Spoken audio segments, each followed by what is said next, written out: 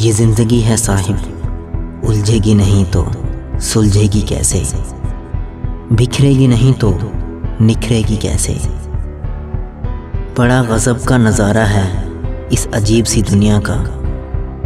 लोग सब कुछ बटोरने में लगे हैं खाली हाथ जाने के लिए। हिस्सा ज़िंदगी से किस्सा ज़िंदगी बनने में ज़्यादा वक्त नहीं लगता। सोचों के बदलने से निकलता है नया दिन, सूरज के चमकने को सवेरा नहीं कहते।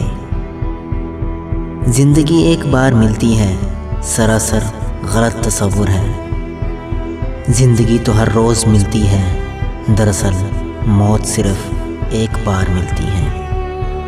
ये ज़िंदगी 2 दिन की है, एक दिन तुम्हारे हक़ में और दूसरे दिन तुम्हारे मुखालिफ। जिस दिन तुम्हारे हक़ में हो उस दिन गरूर मत करना, और जिस दिन तुम्हारे मुखालिफ हो उस दिन सब्र करना।